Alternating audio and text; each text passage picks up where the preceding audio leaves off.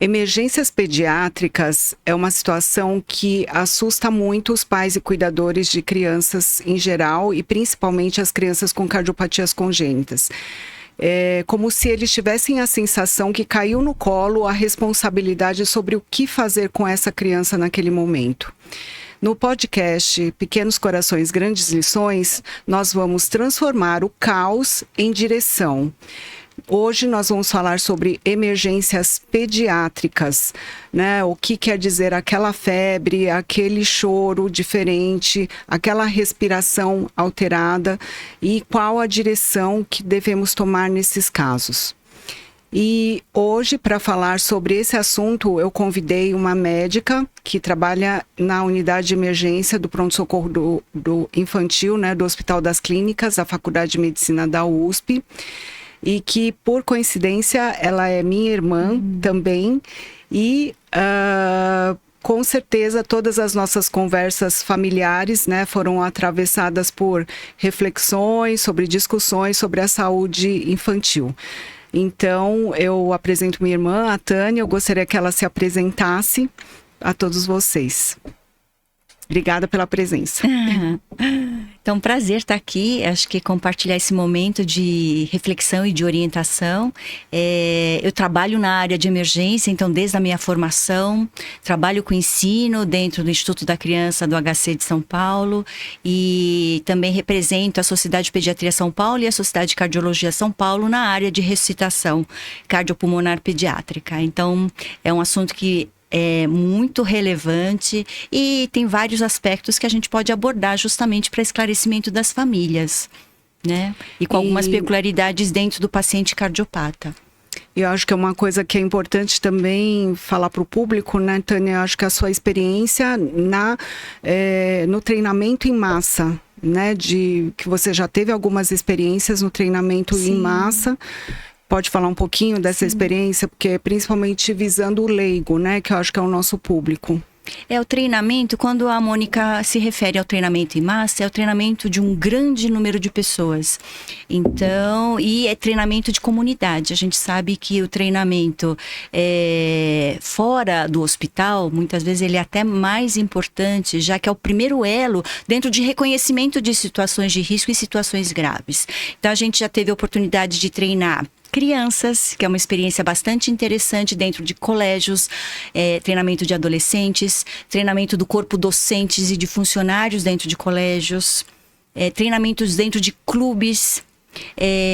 A gente sabe que em São Paulo os clubes eles têm treinamento, tem disponibilidade de desfibrilador externo automático e treinamento dentro de escolas. Então eu tive a oportunidade e o prazer de organizar um treinamento de quase 100 pessoas dentro do colégio dos meus meninos. Isso envolveu o corpo docente e também os funcionários, então quem trabalha na portaria. Então foi uma experiência bastante interessante. E dentro dos hospitais a gente tem uma comunidade de não profissionais de saúde que a gente também teve a oportunidade de treinar.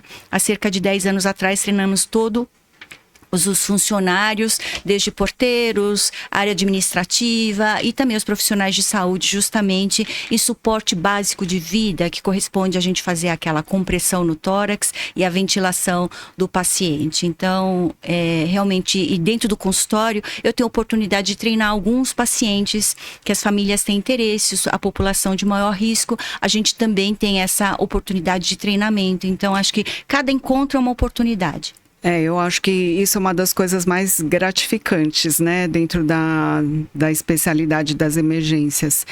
E bem-vinda ao podcast Pequenos Corações, Grandes Lições. Obrigada. Então, o que eu queria começar falando com você, quando você se depara com um paciente, uma criança na emergência, no pronto-socorro, quais são os 3 pilares que definem gravidade nesse paciente? O que te direciona, essa criança precisa passar na frente, essa criança pode aguardar?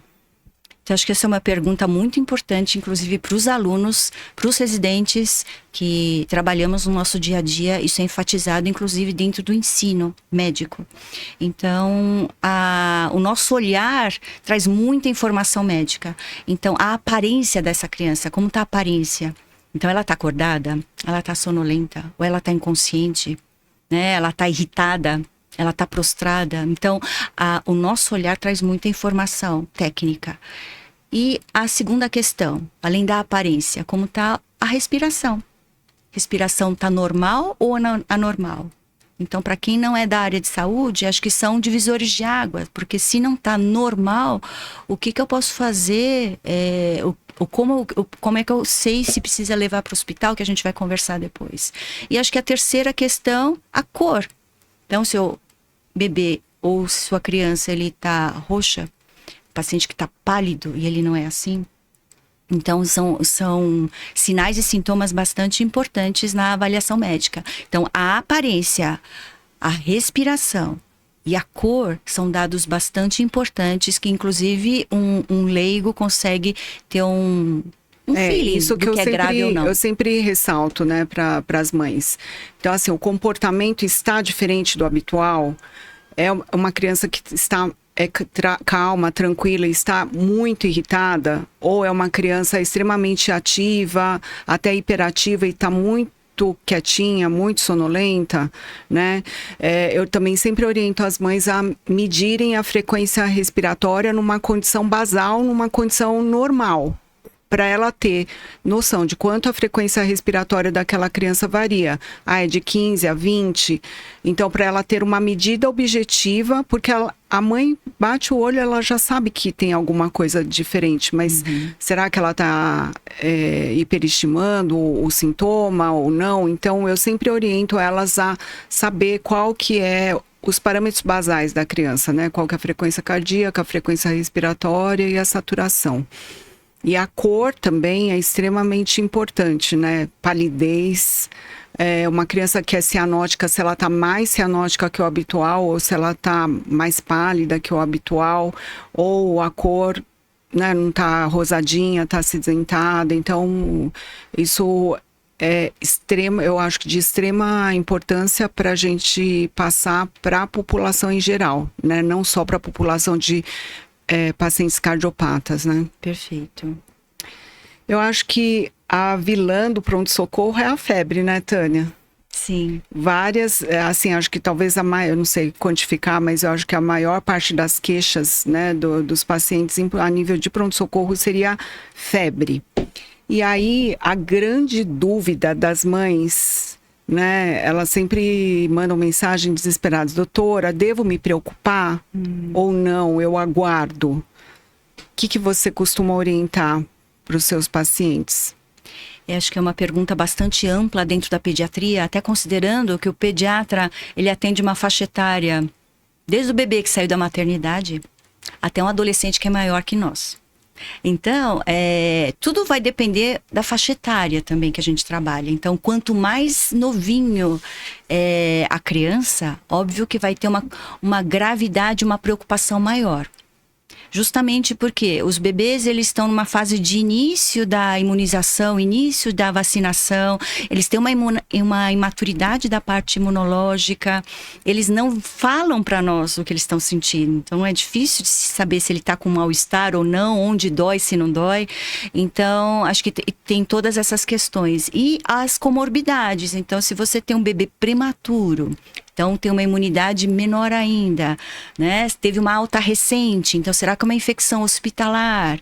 Se é um bebê que tem uma cardiopatia, né? Ou uma doença pulmonar crônica. Então, todas essas questões, elas vão ser ponderadas na hora da avaliação. E a outra questão que é importante também é se tu acabou de tomar vacina, muitas vezes pode ser uma reação vacinal.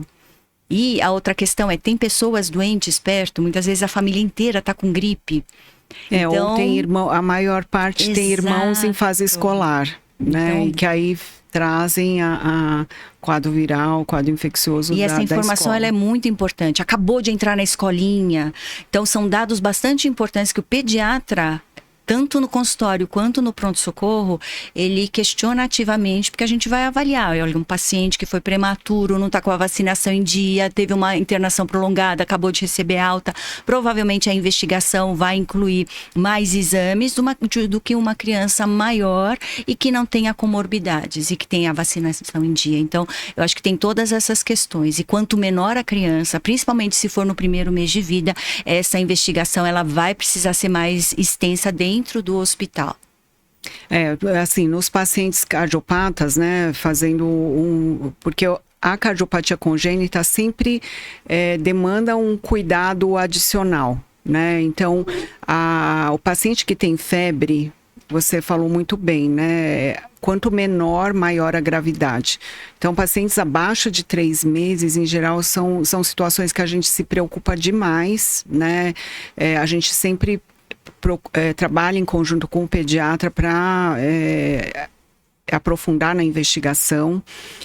Febre em paciente que acabou de sair de alta ou em pós-operatório de cirurgia cardíaca, a gente, no mínimo, encaminha para o pronto-socorro para coleta de exames e para examinar, né? E uma coisa que a gente se preocupa muito, né, com febre é o grau de hidratação, né? Porque geralmente a criança deixa de mamar quando está doente e devido ao padrão respiratório, né, eles ficam um pouco mais cansados e tem uma perda de líquido pela respiração. Então, tudo isso potencializa. Então, geralmente já são crianças que podem mamar menos devido à cardiopatia.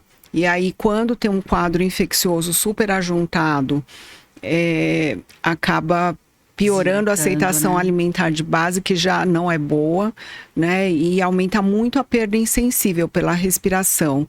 Então, sempre merece uma avaliação. Claro que se a criança está estável, está brincando, está conseguindo mamar, pode ser um pouco a menos, mas está conseguindo mamar e está urinando bem, a gente fica um pouquinho mais tranquilo, mas sempre alerta. Acho que uma questão importante esse alerta também, toda vez que a criança estiver largada, prostrada, não permite uma observação e não permite você segurar mais tempo em casa. Então, essa criança precisa ser levada ao pronto-socorro. Então, a observação só é possível se a criança estiver muito bem e não tiver questões, comorbidades e também uma faixa etária tão precoce. Eu acho que voltando àqueles 3 pilares, né, que você disse inicialmente, né, sobre a aparência, o padrão respiratório e a cor do paciente, né?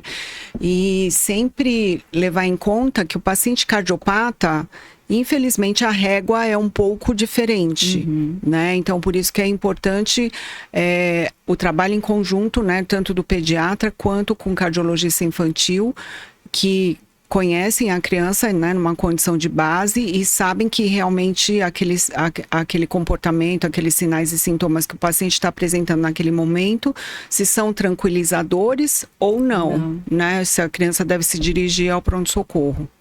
Perfeito. Acho que esse conhecimento do paciente é muito importante, porque os principais referenciais dentro de uma avaliação no pronto-socorro, quando a gente não tem o pediatra da criança participando inicialmente, é a família. Então a gente sempre pergunta, tá diferente em relação ao habitual? Essa respiração é o habitual?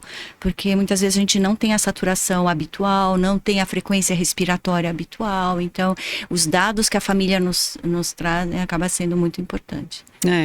E é o que eu falo, né, sempre, ressaltando a importância do pediatra, né, eu sempre falo para os meus pacientes, quem tem um bom pediatra raramente vai ao pronto-socorro, né, porque eles têm uma orientação, né, uma condução em casa que evita muitas vezes de ir ao pronto-socorro.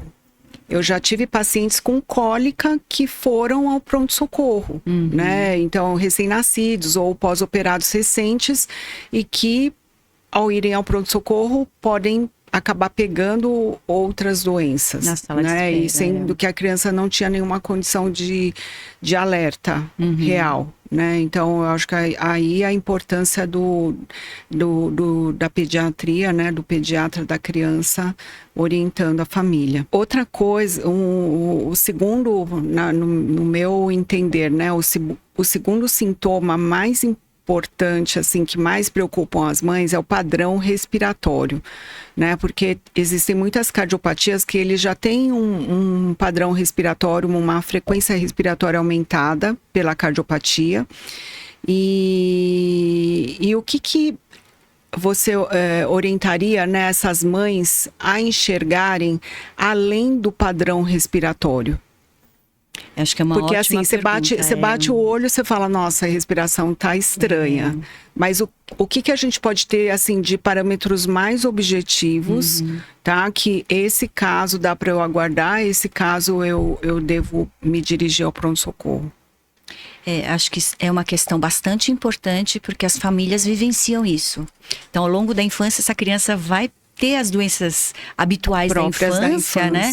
E acho que para a família diferenciar o que é relevante e o que não é relevante. Então, como a Mônica colocou, dados objetivos. Quando a gente fala de dados objetivos, não é uma sensação, é algo objetivo. Então, até a gente comenta dentro dos hospitais quais são os parâmetros objetivos. Então, geralmente os parâmetros objetivos são parâmetros numéricos.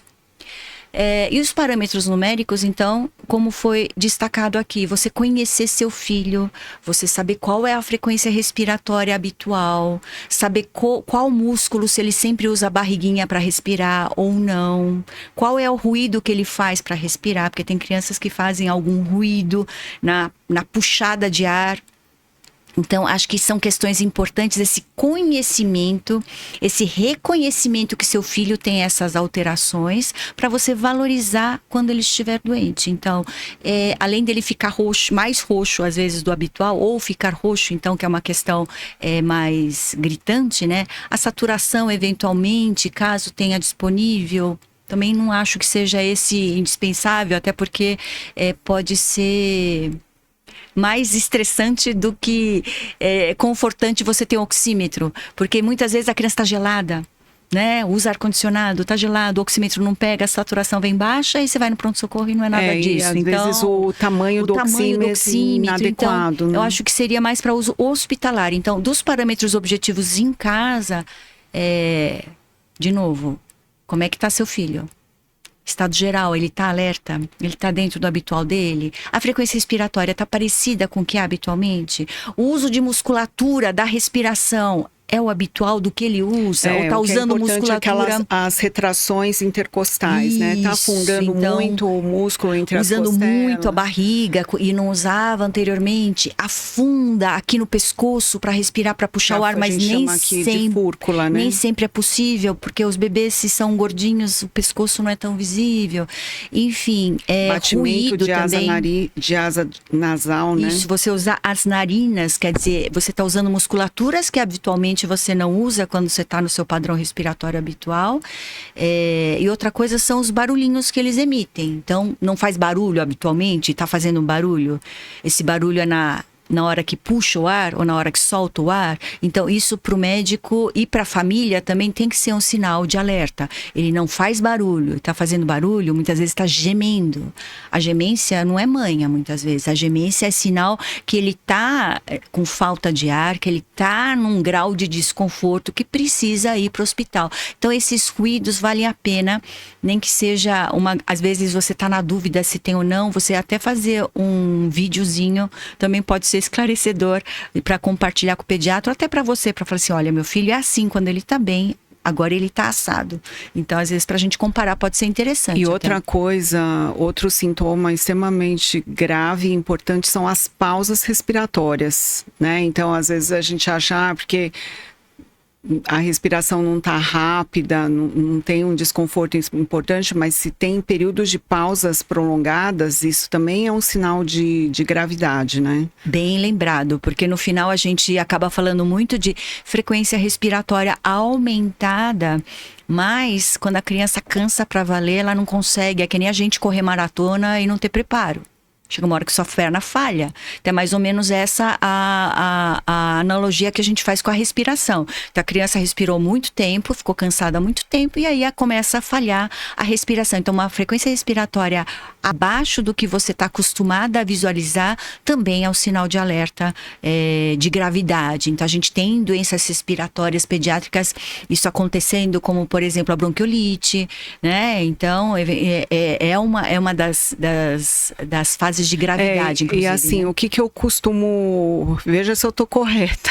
O que eu costumo orientar para as mães fazerem em casa, né? Em primeiro lugar, hidratação, aumentar a hidratação desse paciente, né? Que tem algum quadro febril ou de desconforto respiratório, lavagem nasal, né, posicionamento, evitar ambientes que tenham muitos alérgenos, né, pó, pólen, plantas ou animais, pelo de animais, etc.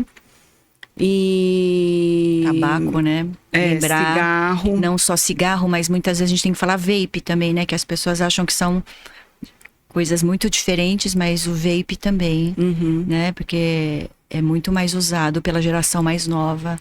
Então... E aí, quais os sinais que ela tem que realmente ir ao pronto-socorro? A gente falando de população geral, acho que sem comorbidades, então, acho que da parte respiratória, se você observa sinais que o paciente, seu bebê, sua criança está cansada, está com falta de ar, ou numa faixa etária maior, eles até falam para nós, ele fala assim, eu tô com falta de ar, não consegui dormir de falta de ar, ou eu tô com dor no peito, associada à falta de ar. Então, são sinais de alerta para você ir ao pronto-socorro, porque daí, lá, a gente vai tirar todos os sinais que a gente chama de sinais vitais, que são sinais importantes para a vida, né? Então, a gente vai ver a frequência cardíaca, a gente vai aferir a saturação, né? Pressão arterial, principalmente nos pacientes cardiopatas, né? Além da frequência respiratória que pode ser mensurada em casa. Então, se você achar que seu bebê está com uma falta de ar, vale a pena, porque a diferença é que no cardiopata ele já tem uma certa diferença em relação ao padrão respiratório, o que eu oriento as mães em relação aos quadros respiratórios? Uso de musculatura acessória, né? Então, a respiração na fúrcula, a retração intercostal pode existir no paciente cardiopata de base, mas se está pior, né? Se a respiração abdominal está mais importante, né? Se tem aquele sinal que a gente chama de balancim, né? O desbalanço entre o tórax e o abdômen. Piora da cianose de base, né? Ou se a criança não é cianótica e está cianótica, né? E gemência, né? Porque isso pode significar tanto dificuldade de entrada de ar como de saída de ar, né? Salivação excessiva. Então, todos esses são sinais de alerta que realmente a mãe deve ir ao pronto-socorro e não deve aguardar em casa. Sim, eu acho que a população de pacientes com doenças cardiológicas, acho que tem essa ressalva, né? Qualquer quadro respiratório tem uma gravidade maior. Então, quanto mais novinha a criança, que nem o pico de internação das bronquiolites são nos menores de 6 meses. Obviamente, se quanto mais novinho, pior ainda. Então, na população de cardiopatia, como eles têm menos reserva e têm maior gravidade, vale a pena, precisa ter uma avaliação presencial. Não dá para ser... consulta por telemedicina, precisa ser examinado, precisa ser auscultado, ver todos os sinais vitais e dependendo da comorbidade, dependendo do tempo de doença, então a gente sabe que a bronquiolite tem um começo, um meio e um fim, né? Então se eu tiver no primeiro dia de doença e tá desse jeito, muitas vezes até é indicado internação, dependendo dos casos, então vale a pena uma avaliação presencial. E as cardiopatias mais críticas, né, que são aquelas que necessitam de cirurgia logo ao nascimento ou pelo menos nos primeiros 6 meses de vida, são aquelas mais graves, em que qualquer quadro respiratório pode comprometer tanto o pós-operatório, né, da cirurgia que foi feita, ou também tem aqueles pacientes que estão aguardando cirurgia. Sim. Então o quadro respiratório também pode comprometer a programação do estágio seguinte do tratamento.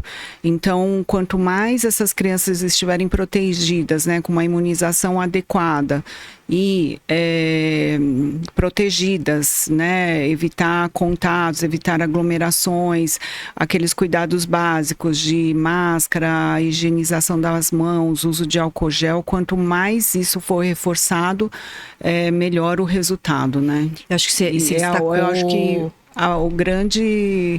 o grande X da questão é a prevenção, né? E a consistência, a continuidade dos cuidados, né? Porque as pessoas gostam de assim, socializar. Não, por exemplo, se houve um evento, todo mundo se recolhe. Mas o duro é persistir, né? O duro são meses, né? persistir esses cuidados. E realmente, crianças que têm programação cirúrgica antes dos 6 meses de idade, eu costumo ser bem rigorosa. Eu até falo para os pais, eu falo, pode falar para a família que a culpa é por ordem da doutora Mônica, pode deixar toda a culpa em mim. Né? Porque é uma cobrança familiar, né? Sim. Acham que os pais estão sendo chatos, que os pais estão sendo exigentes demais, que estão exagerando demais. Né, a gente, né? Por isso que eu falo, pode colocar a culpa em mim, eu já estou...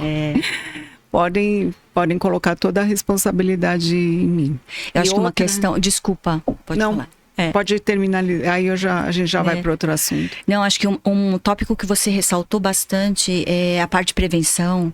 Eu acho que não esquecer da parte de vacinação. Quer dizer, o que a gente viu nos últimos 20 anos em relação à imunização aqui dentro do Brasil, então teve uma melhoria. Então, a gente deixar essa questão consistente, então, né, vacinação para o pneumococo, né, que a gente tem inclusive na rede pública há bastante tempo, hemófilos que a gente tem na rede pública também, que é uma das etiologias, das causas de pneumonias e meningites também. Atualmente a gente tem as vacinas para as infecções virais, então tem não só para influenza, mas para sincicial respiratório, onde a prevenção já começa com a mãe gestante e depois com o Nirsevimab, né, na criança. Então acho que vamos reforçar essa informação agora, porque nós estamos para entrar, né, nos meses de outono e inverno. Então, para todos os pacientes cardiopatas, né,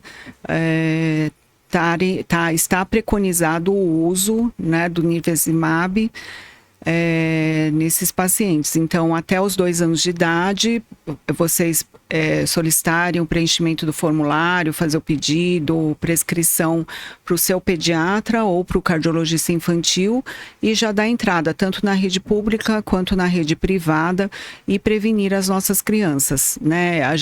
A época de outono e inverno começa agora, em março, né, no estado de São Paulo, mas isso pode variar conforme o estado do país, tá bom? A gente sabe que pós-pandemia, na verdade, a sazonalidade, ela bagunçou tudo. Então, a gente tem vírus circulando o ano inteiro, a gente pega influenza no verão, Covid no verão. Então, como a gente já tive paciente com vírus sincicial internado em dezembro. Então, essa sazonalidade, então, por isso que, no final, o ideal é você fazer a prevenção para sincicial o mais precoce possível. Né? Um outro tema que assusta muito os pais são os engasgos, né? Então, eu acho que é considerado talvez um dos maiores medos, né, da criança acabar se engasgando. Mas só voltando àquele ponto, né, que eu disse inicialmente, a primeira coisa que eu acho é a prevenção, né? Então, a gente evitar que chegue nesse ponto. Então, você pode dar alguns toques assim para os pais, como evitar o engasgo? Tá. Quando a gente fala de engasgo, a gente está falando de engasgo basicamente por sólidos. A gente vai comentar um pouco, existem manobras que a gente pode tentar tirar, desobstruir, que a gente fala, né? Tornar livre a passagem de ar, e ela é indicada somente para sólidos. Então, que sólidos são esses, né? No dia a dia que a criança pode ter acesso por algum descuido. Então, pensando no comecinho com os bebês, no final, conforme eles vão se desenvolvendo da parte motora, eles começam a ter autonomia.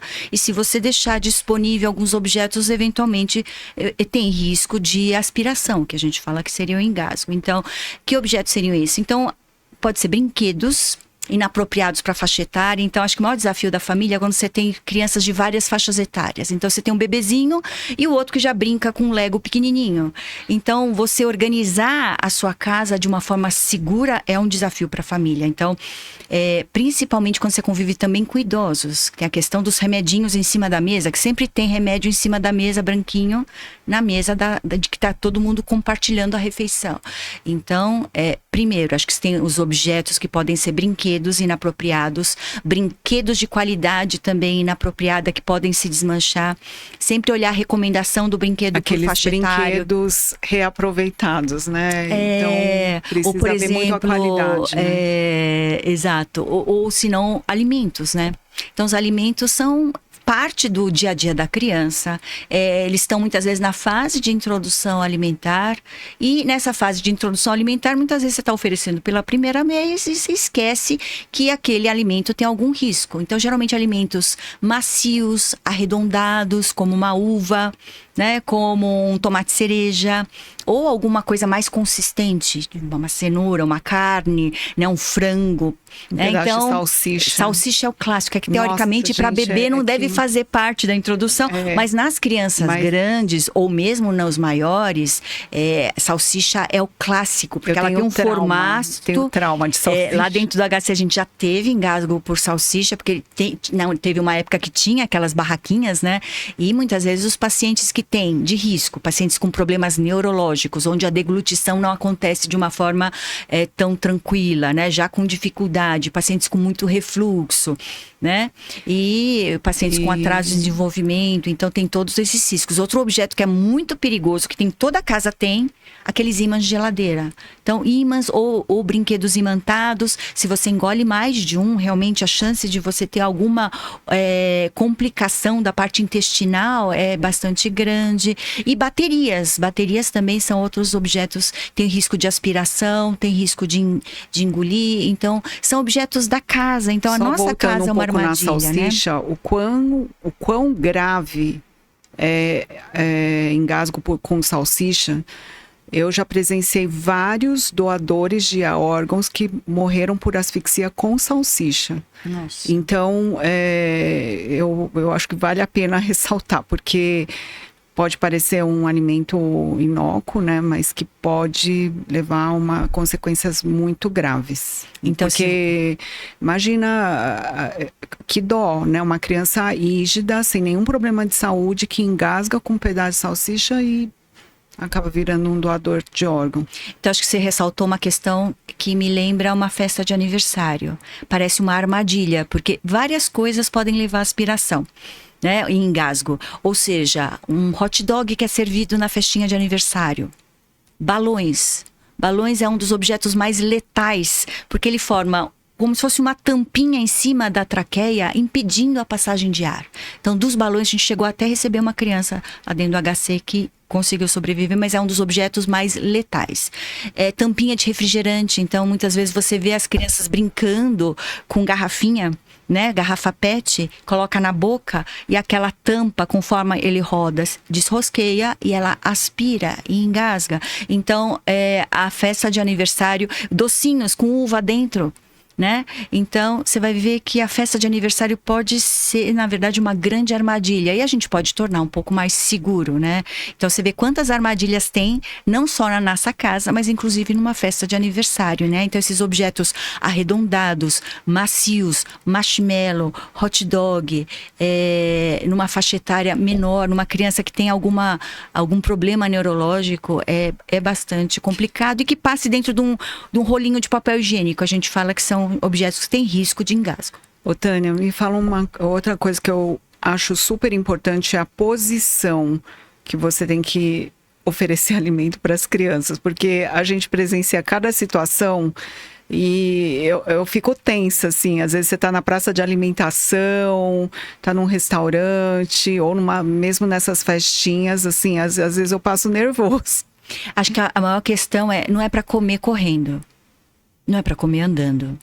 É que nem a gente, né? Aquela mãe que a criança tá correndo e tá correndo atrás com o arroz e feijão, né? Tem essa questão. Então, primeiro, não é para ser correndo nem andando.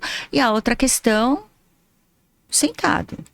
Não é deitado, que nem a gente querer comer deitado. Eu acho que é extremamente... A comida não desce, né? Não, tem crianças que estão deitadas e o pessoal oferecendo comida. Eu falei assim, gente, nem adulto consegue fazer isso. Como é que vai exigir da criança? Então, aí, se for uma amiga sua, você pode fazer uma sugestão. Você já fica a postos, assim, opa, risco. Se for uma amiga, mesmo que não seja paciente, fala assim, olha, acho que seria legal, né? Para digestão, né? Para descer a comida melhor. Então, o que eu acho importante, né, de prevenção nos engasgos seria o tamanho, né, do alimento, consistência, do objeto, né, também dos objetos. Consistência, a posição, né? E a supervisão, né? Eu acho que... Perfeito, a supervisão. Acho que a outra questão é que tem algumas tendências, que é o BLW, né? De oferecer alimentos para que a criança pegue e tenha uma ingestão autônoma, mas algumas sociedades... Traduz para o público leigo o que é BLW. O BLW, na verdade, é uma forma de oferecer o alimento onde a criança tem acesso a esse alimento de uma forma espontânea em pedaços. As sociedades médicas, elas não apoiam justamente pelo risco de engasgo. Óbvio que tem vantagens de você não, né, ficar empanturrando a criança, né, a questão da mastigação que você vai estar desenvolvendo, tudo tem seu lado positivo, mas o risco de engasgo, ele é bastante importante nesses períodos de introdução alimentar. Então, essa modalidade, ela não é recomendada pelas sociedades médicas. E aí, Tânia, a gente falou bastante agora da parte preventiva, né? Mas não teve como escapar, a criança acabou se engasgando com um objeto sólido. Quais são os sinais de alerta e quais devem ser as primeiras atitudes dos pais? Acho que essa é uma questão bastante importante, porque para saber o que você precisa fazer. Então, se seu filho engasgou e ele está tossindo, você vai deixar ele tossir. Não é para dar tapinha, não é para fazer nenhum... Induzir o vômito. Exato, não é para fazer nada. Porque quando tosse, quando faz o barulho da tosse, é um sinal que o ar está passando. Então, esse é um ótimo sinal. Aliás, a tosse é um mecanismo de defesa para qualquer coisa, quer seja nas doenças respiratórias ou não. Então, é um mecanismo de defesa. Então, se ela tosse, passa ar, você vai observar. Tá bom? Segura a ansiedade, né? Segura a ansiedade. Se essa tosse começa a ficar mais abafada, começa a ficar sem som, começa a ter rouquidão, a criança começa a ficar sonolenta, perde a consciência, aí isso implica em você vai precisar de alguma intervenção, tá? E aí quando a criança começa a não emitir nenhum som, ou seja, a obstrução é completa, que a gente fala, ou obstrução grave, essa criança não vai conseguir chorar, essa criança não consegue falar, essa criança não vai conseguir tossir. Então, quando isso caracteriza que não passa o ar. Então, acho que isso é um conceito bem importante, porque aí, se não passar ar, e se eu não fizer nada, e esse negócio não sair, aí a criança pode ter uma parada cardíaca. Tá? Então, e aí é o que eu sempre falo, a tosse, nesse caso, é uma tosse amiga. Muito bem-vinda, muito bem-vinda. Aí, as manobras de desobstrução, lembrando primeiro, é para sólido, ou seja, o que você vê na mídia, tá? Sendo divulgado, inclusive por socorristas, como bombeiros, tá? E outros profissionais sendo divulgadas, sendo feito para líquido, ele não tem evidência científica. Ou seja, na verdade, não tem evidência que funcione. Então, essas manobras, elas não são inócuas. Elas são validadas para sólidos. Exatamente, é somente para sólido. Tá? Então, continuando, se a sua criança obstruiu total, obstrução grave, não passa nada, não tosse, não consegue falar, não chora, daí as manobras vai depender da faixa etária. Né?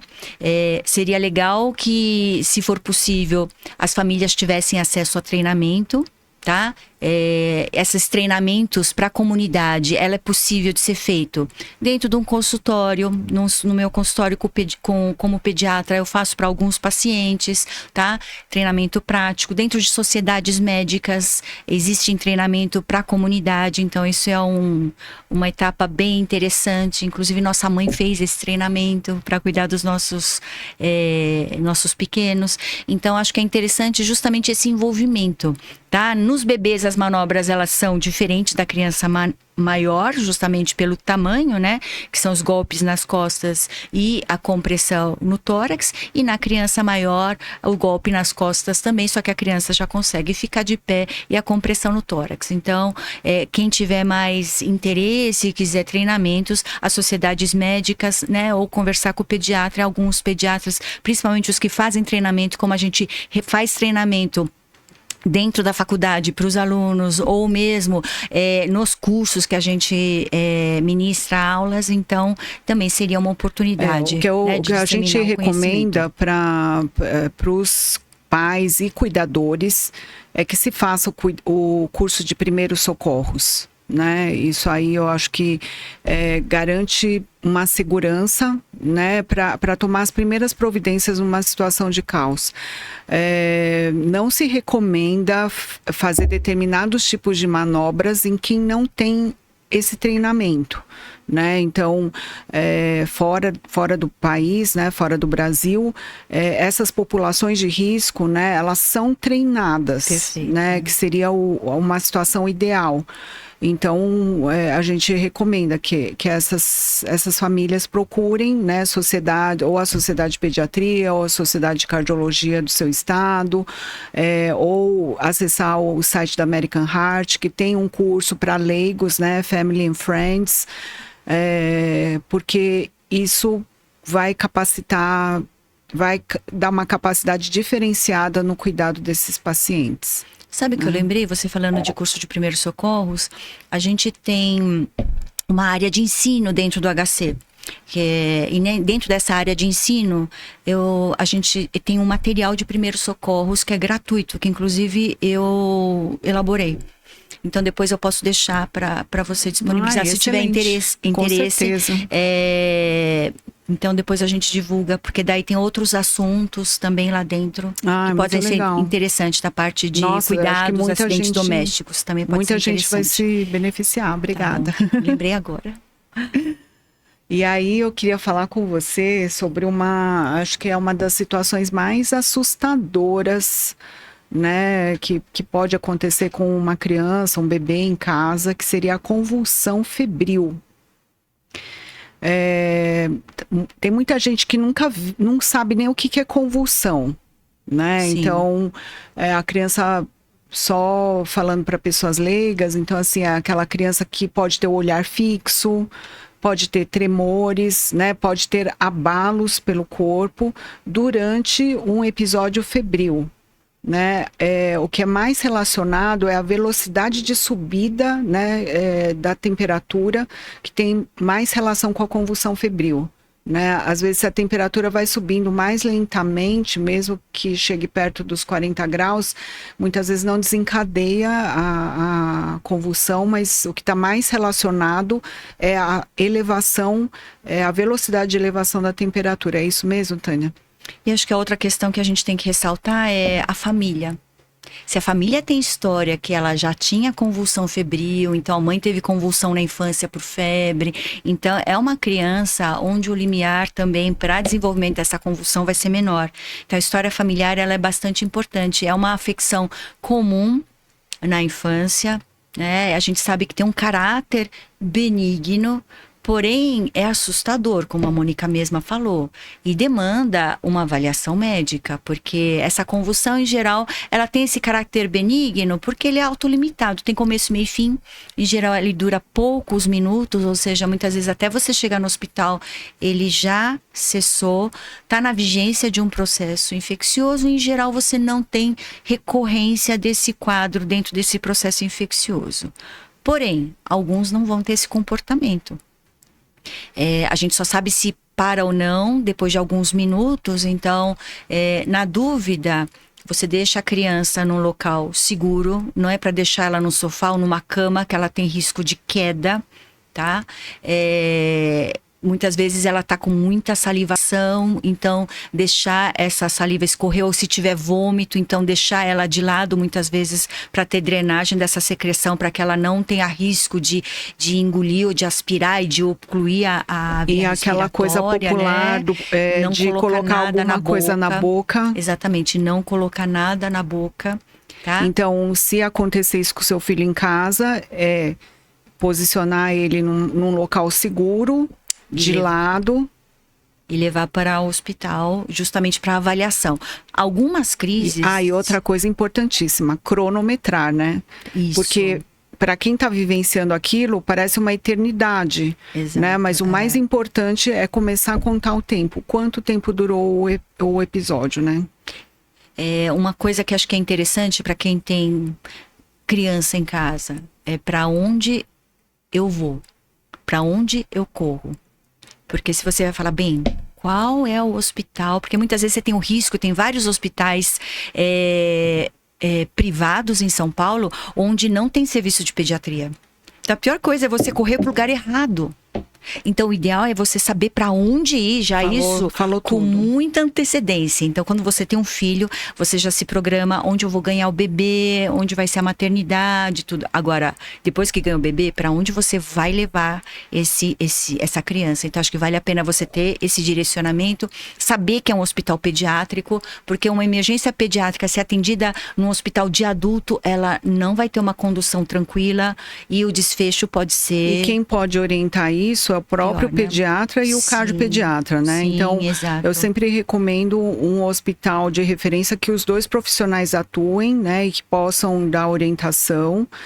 E caso o paciente seja de outra cidade, outro estado, ou que more muito distante, né, do local dos hospitais, que tenha um local próximo de referência, né? Já se informar com os profissionais aonde ela deve se dirigir, que tenha um melhor atendimento pediátrico. Exato. Então, mesmo que você more numa região mais distante, vê o que seria menos distante. Então, às vezes, o lugar que você vai não seria o ideal, não é onde você gostaria de estar, mas às vezes é o que é mais acessível para a estabilização inicial e depois, se demandar a internação, você ser transferido em condições melhores. Então, tem casos raros que a convulsão é mais prolongada e que exige uma atenção e uma preocupação diferenciada. Então, mas a maioria é autolimitada. É o que eu falo, né? Um quadro assustador, mas em geral é benigna, mas precisa de uma avaliação neurológica, precisa de uma avaliação especializada. Exato. Geralmente a criança vai ao pronto-socorro, o pediatra vai avaliar como um todo, mas após a avaliação a nível de pronto-socorro, eu sempre oriento passar com o neuropediatra. Então, acho que no pronto-socorro é isso.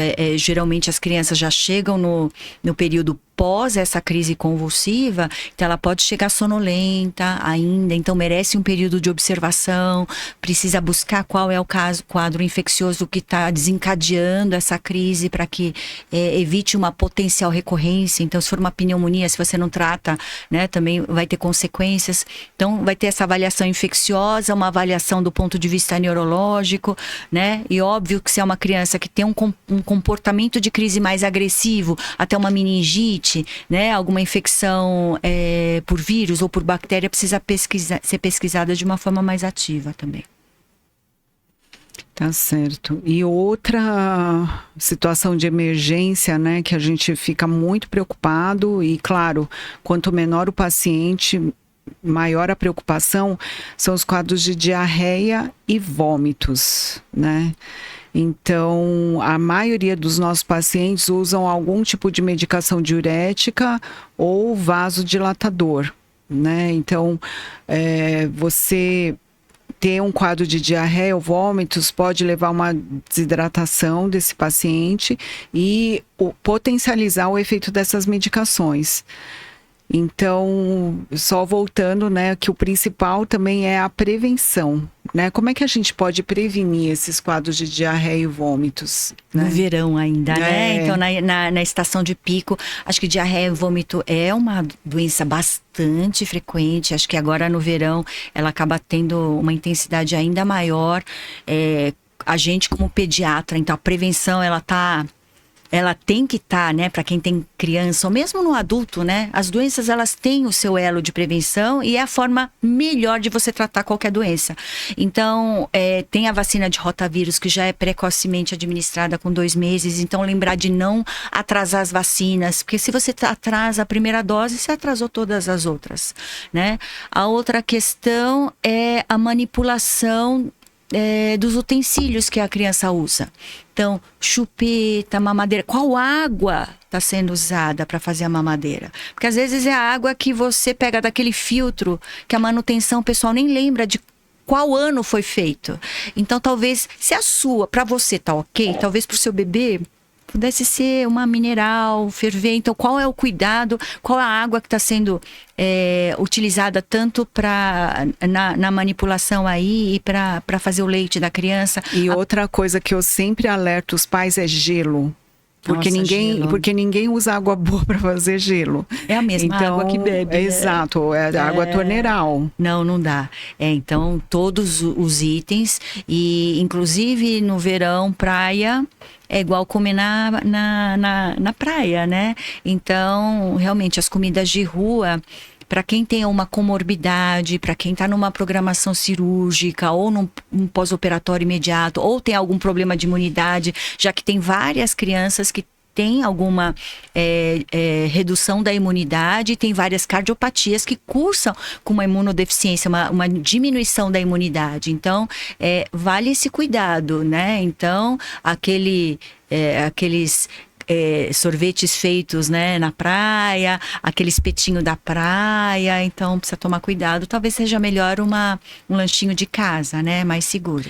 O ideal seria para as crianças em geral, mas assim, pro bebê cardiopata é uma situação crítica. Sim. Né, porque ele pode já não ingerir uma quantidade de leite adequada, né, pela própria restrição da cardiopatia, e aí superajuntado ele pode pegar algum vírus ou alguma bactéria que aí realmente vai desidratar ele, né, e pode ter consequências bem graves. Né? Então, a gente se preocupa bastante aí com diarreia e vômitos, né, nessa faixa etária. Porque vomitando você não consegue nem administrar as medicações, nem deixar ele hidratado. E se tiver febre, também você não consegue medicar. Eu acho que então, basicamente é um paciente que precisa ir para o hospital. É a prevenção, é a prevenção mesmo, né? Isso é o que eu falo, né? Tem coisas que são preveníveis. Sim. Tem coisas que acontecem e você não tem como interferir. Mas esse, principalmente, é uma situação que você pode prevenir completamente. Né? Acho que uma dúvida que eles devem trazer para você é piscina. Né? Então, aquelas piscinas infantis com 15 crianças lá dentro, né? Todas de fraldinha. Você imagina o que tem naquela água? Então... É o que eu falo.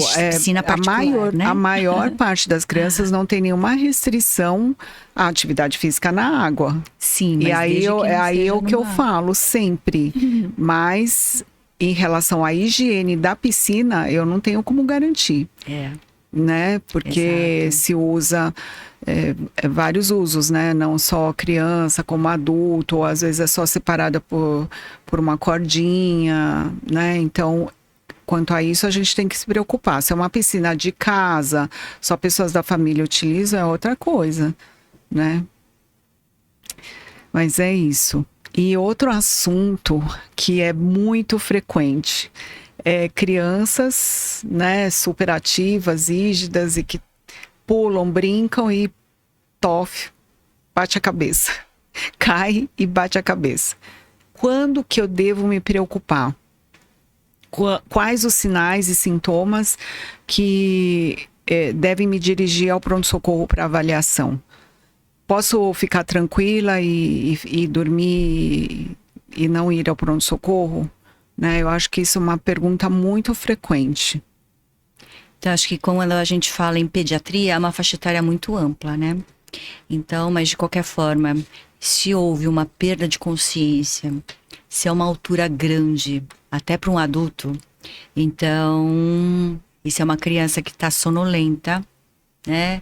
Vomitando, está com um galo desproporcional, principalmente os galos que não ficam nessa região da frente, essa região que a gente chama de frontal, porque são áreas onde você tem o trajeto de vasos, então tem um risco de sangramento. E lembrar que a criança, como o crânio, ele não é tão calcificado, muitas vezes não tem fratura, mas você pode ter sangramentos.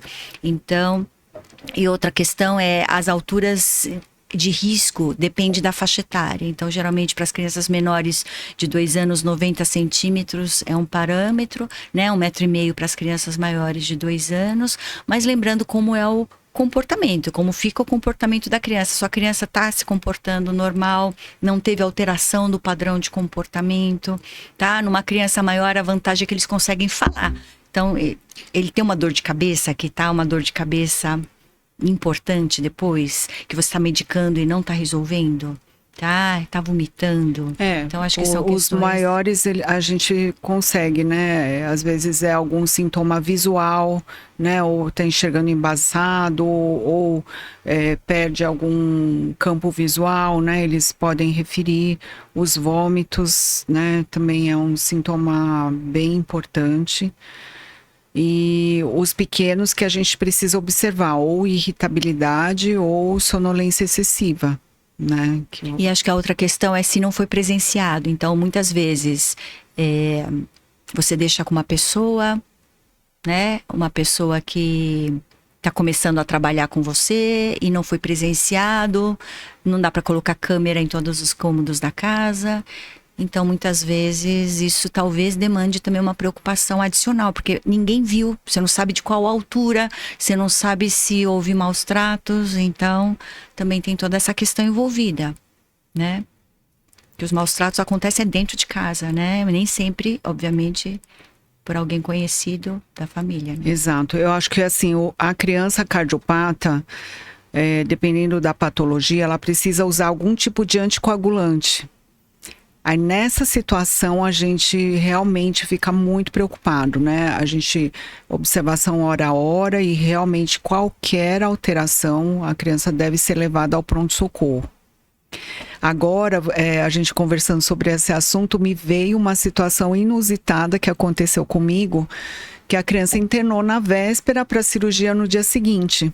E sabe aquelas crianças que estavam num berço grande, berço novo, pulando, brincando e bateu a cabeça. Mas não aconteceu nada, não formou galo, a criança chorou um pouquinho, mas ficou super bem, não teve nenhuma alteração do quadro neurológico.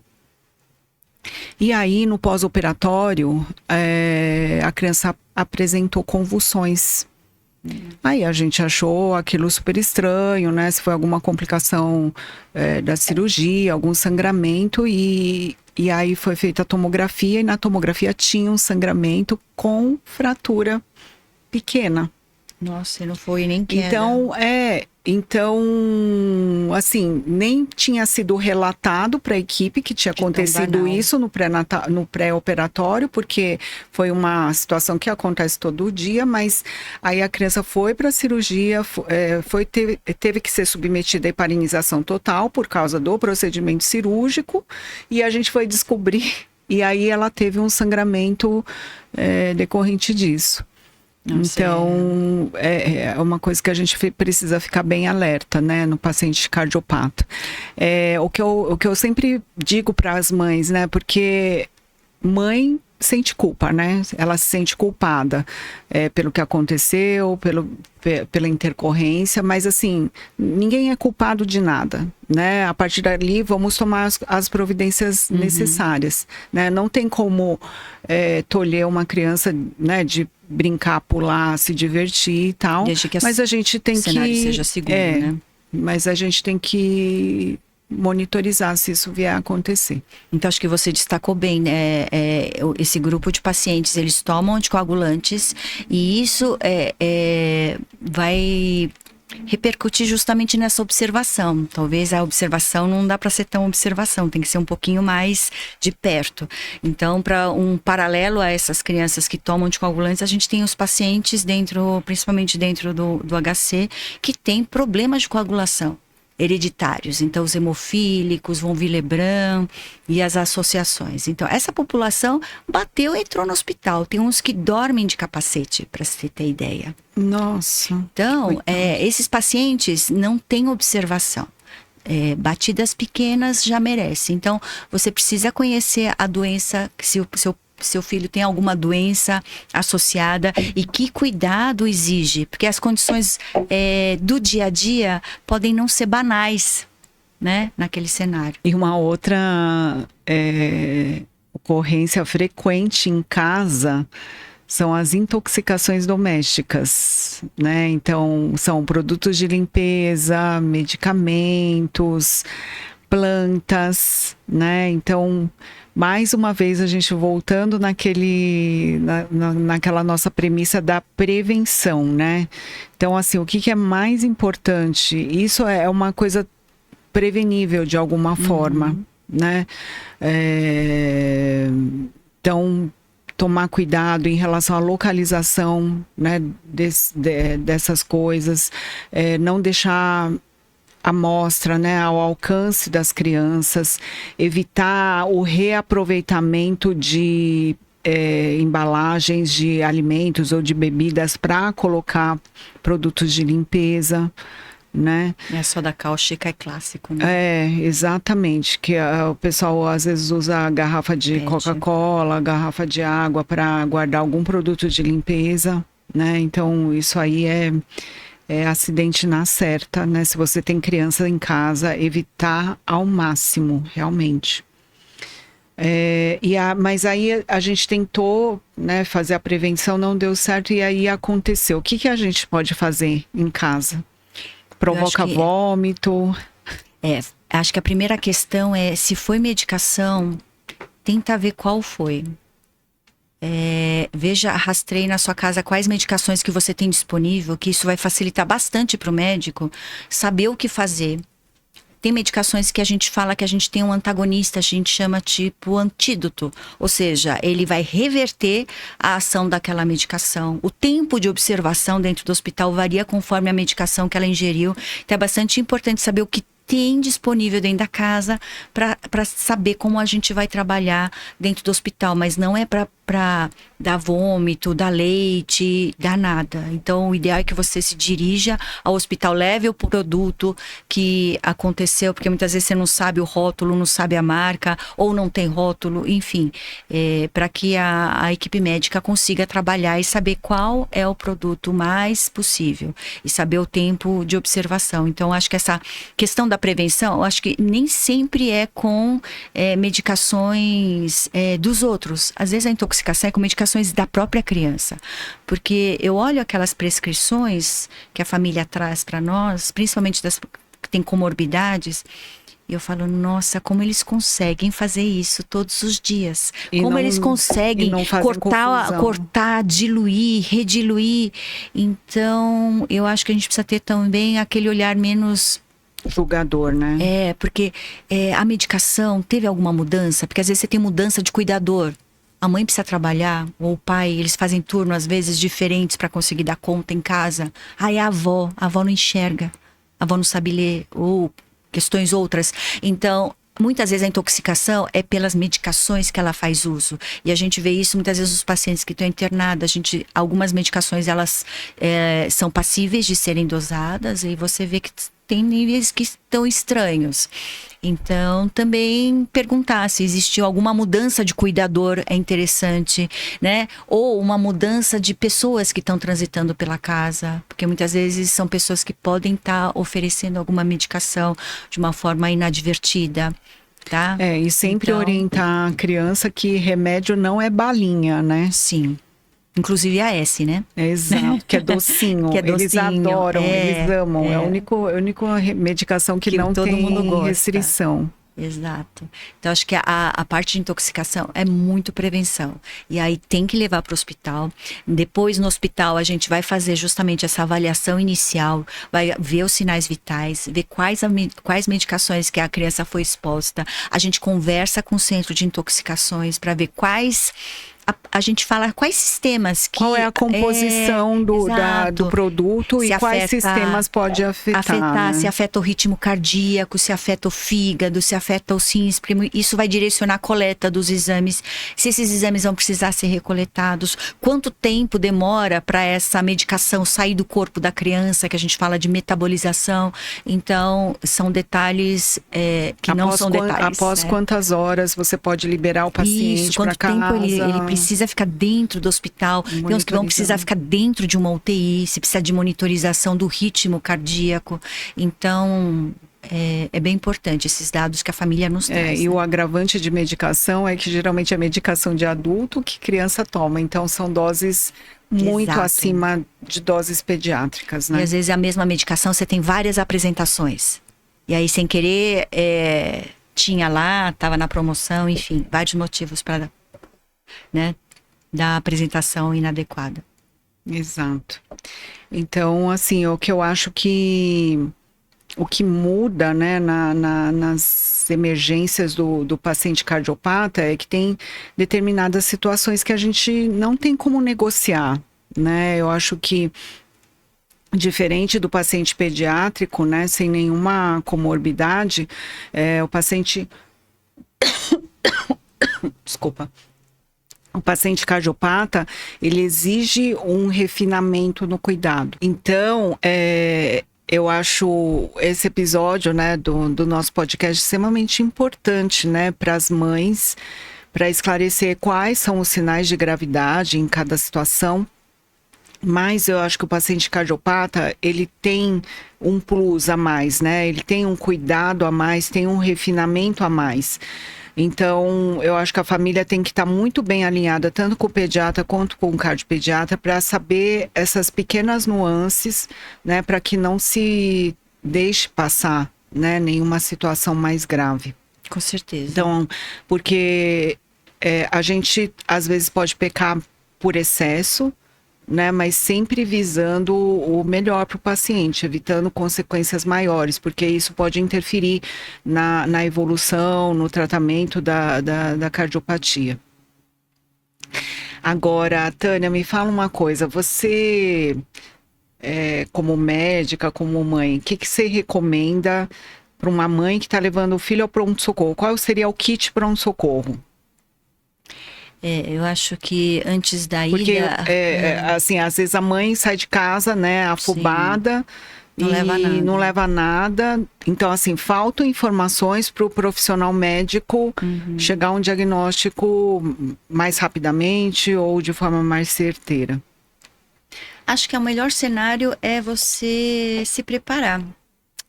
A gente não se prepara para um novo emprego, para mudar de casa, para fazer uma receita. Por que não se preparar para caso o seu filho não esteja bem? Então, como a gente comentou, preparo qual hospital eu posso ir. Muitas vezes o hospital ideal não é o hospital que seu convênio dá direito, não é o hospital que seu pediatra ou cardiopediatra ou o seu especialista trabalha. Então, tem que ter uma conversa numa consulta de rotina para saber para onde você idealmente poderia ir e que a logística, a distância permita dentro do trânsito da sua cidade, né? Então, acho que para onde você vai, mantenha calma, porque nervosa, como é que a gente dirige, né? A outra questão é levar informações que são importantes referentes a seu filho. Então, plano de saúde, tem carteira? Então, veja se você está levando. Documento da criança. Se você chegar sem nenhum documento, é bastante complicado. E acontece. Então, tenha no seu celular. A gente tem tanta coisa no celular. Tanto aplicativo. Não, e hoje em dia todas as carteirinhas de convênio são digitais, Sim. né? Você pode também digitalizar o seu cartão SUS. Exato. Você pode digitalizar Vacina. todos os principais exames do paciente, né? Resumo de alta. Então, hoje em dia o celular, assim, não é nem pelo valor financeiro, Sim. mas assim, pelos dados que a gente né, Exato. carrega, né, no aparelho. Então, eu acho assim de extrema importância a gente ir munido do mínimo necessário.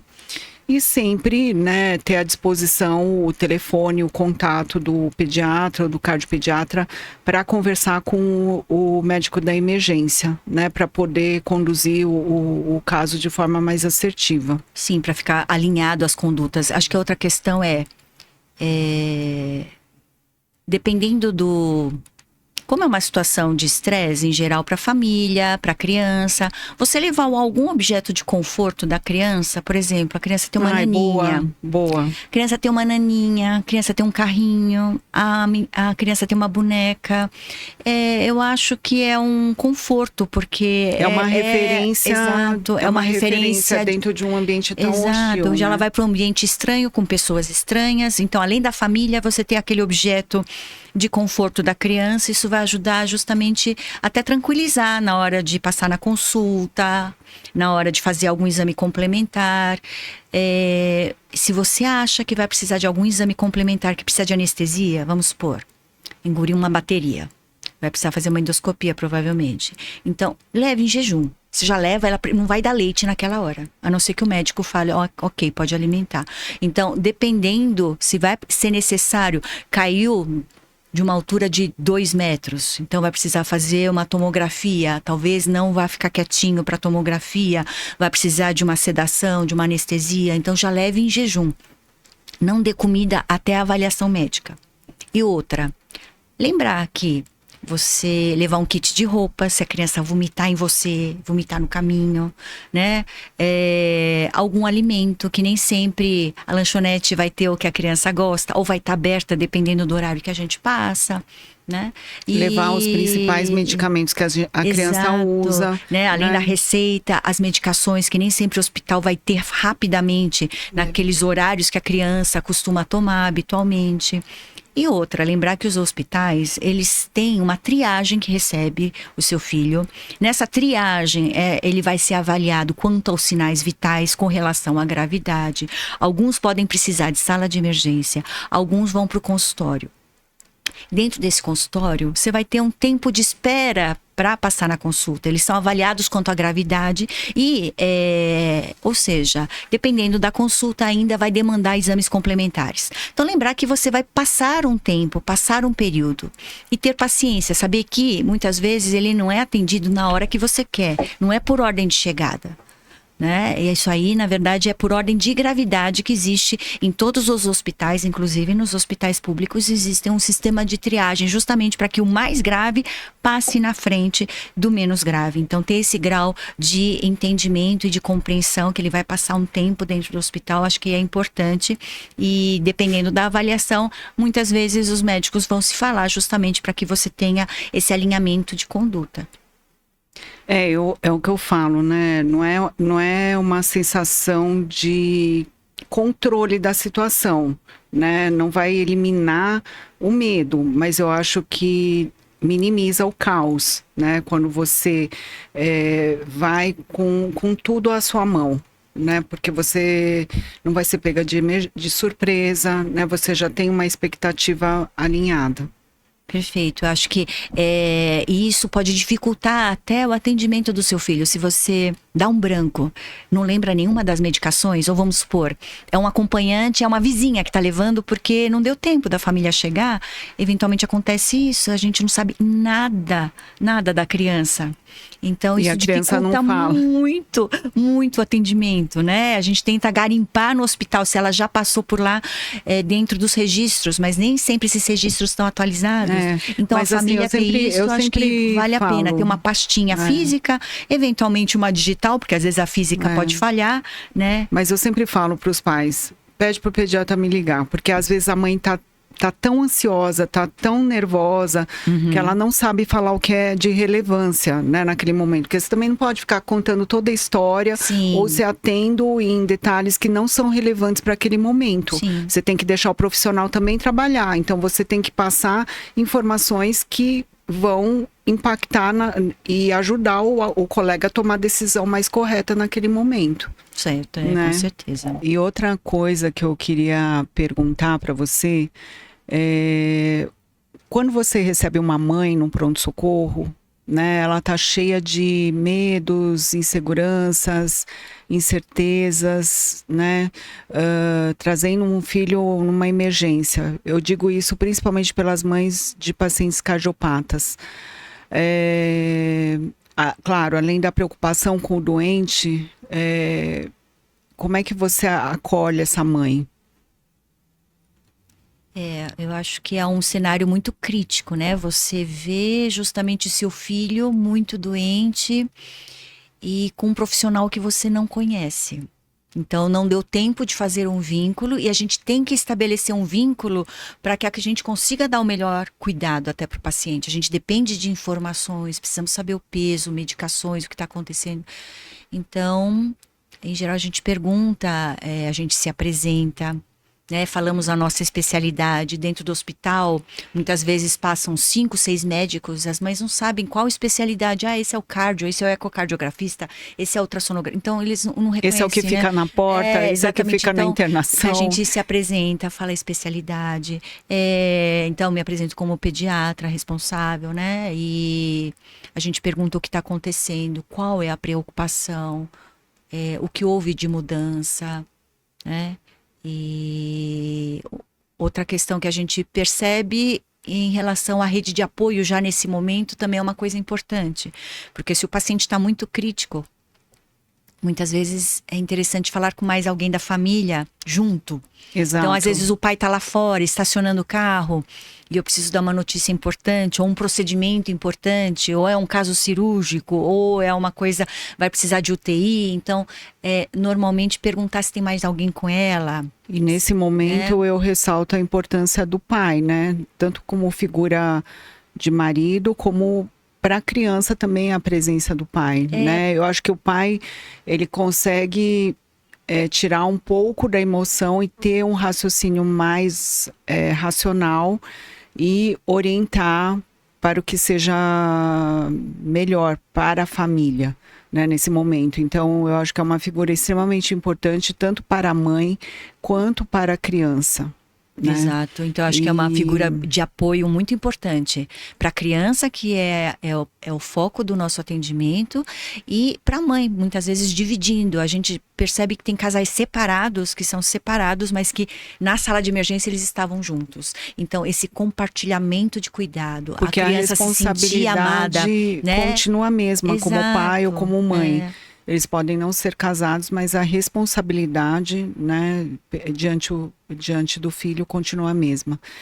E eu, por ser mais velha, né, eu sinto uma mudança, né, na postura dos pais. No início da minha carreira, eu via muitos casais se separando, né, após o nascimento do bebê, após o diagnóstico da cirurgia ou de uma internação prolongada. E hoje em dia eu vejo uma mudança na postura dos pais, né? Compartilhando responsabilidades, estando presente, inclusive nas consultas do pré-natal, né? Estando ciente de toda a programação que vai ser feita durante a gestação, após o parto, quais são os passos cirúrgicos, quais são os passos do tratamento. E eu acho que isso traz um conforto enorme para as mães, e eu fico muito, muito feliz, né, de verem essas famílias passando por tudo isso, por toda essa jornada juntos, né? Eu acho isso muito, muito legal. Eu acho que isso é o desejável, seria o ideal, né, dentro de um relacionamento, que você tenha esse compartilhamento, né, essa parceria. Um cuidado compartilhado, né? E lembrar que muitos, né, o pai e a mãe trabalham. Então, compartilhamento desse cuidado no momento crítico é bastante complicado. Então, às vezes um trabalha um pouco, o outro, né, vai se revezando, faz home office, né, para cuidar um pouco em casa. Enfim, eu acho que essa parceria ela é muito importante, tanto para viabilizar o cuidado, quanto como um apoio emocional. Criança, quanto maior a rede de apoio, melhor, né? Exato. E porque quem precisa de apoio também são os pais. Os pais, eles gostam, eles precisam se sentir apoiados. Então, os avós também, a gente vê a participação dos avós no cuidado. Não, porque a mãe, dia a dia, a criança é totalmente, né, dependente da mãe, o bebê. A mãe não pode ir ao banheiro, ela não pode tomar um banho. Sim. Ela não pode sair para se alimentar, que a criança chora. Né? Então, essa rede de apoio é extremamente importante. Então, acho que para não ter essa sobrecarga, né, um burnout da função materna, né, estados até psiquiátricos muitas vezes, depressão. Então acho que ter essa rede de apoio acaba sendo bastante importante, quer seja dentro do hospital ou mesmo fora do hospital, né? Então, Tânia, eu queria super agradecer a sua presença aqui, né, porque você é uma pessoa, né, que tá na porta do pronto-socorro, no dia a dia, né? É o que eu falo para os pacientes, é a profissional que está do outro lado da porta do pronto-socorro, vivenciando tudo isso. Então, assim, a sua experiência é importantíssima, né? E respalda aí muitas das minhas orientações, até que eu estou meio atualizada. E eu queria agradecer muito a sua presença e eu queria que você desse uma palavra final para os nossos espectadores, né, sobre as emergências pediátricas. Eu acho que lembrar que as crianças elas vão ter as doenças da infância. Então, acho que faz parte do crescimento imunológico e a gente ter uma tolerância para essas doenças, que elas fazem parte da infância normal. Quando o seu filho tem uma comorbidade, é importante a gente considerar a doença dentro dessa comorbidade, como a gente destacou. Então, uma gripe numa criança com uma doença cardiológica, uma diarreia numa criança com uma doença cardiológica. Então, uma convulsão nesse paciente vai exigir um olhar diferenciado. Então, acho que esse casamento entre a avaliação pediátrica, a avaliação do seu médico cardiologista, ela é fundamental. E a prevenção, como a gente comentou, começa a gente se preparando para esse momento, começa na prevenção de doenças através de vacina, prevenção de acidentes, como a gente comentou em relação à parte de objetos, brinquedos, né? Outra coisa que acho que vale a pena a gente ressaltar, que a gente não chegou a comentar, mas transportar o bebê sempre com cinto e na cadeira adequada para a faixa etária, porque a gente ainda pega algumas pessoas que transportam sem. E esse paciente, ele vai ser ejetado do carro no momento de um acidente. Então, não esqueçam da prevenção. É o elo principal, é o elo que mais traz resultados. Então, acho que vale a pena essa questão. E a gente, como pais, como pediatra, como emergencista que a gente trabalha, a gente tá para apoiar justamente essa família, porque eu acho que quando vocês nos trazem é uma continuidade de cuidado, vocês começam esse cuidado e a gente se encarrega de fazer o restante que não é possível fazer em casa e tornar esse momento dentro do hospital o mais breve possível, porque a gente sabe que uma internação arrastada, ela é complicada. Então, acho que a prevenção ainda é a base de tudo. Com certeza. Então, é o que eu falo, esse episódio é extremamente importante, né, sobre emergências, mas eu acho que o principal papel desse episódio é justamente mostrar que a função, né, desse episódio é transformar o caos em uma direção, né, e que um tratamento alinhado, né, uma parceria alinhada com o pediatra e com o cardiologista infantil, e isso vai fazer a diferença, né, na evolução do paciente. E aí eu gostaria que você contasse pra gente qual é o seu maior medo em casa. E este foi o episódio sobre emergências pediátricas do podcast Pequenos Corações, Grandes Lições. Até o próximo episódio.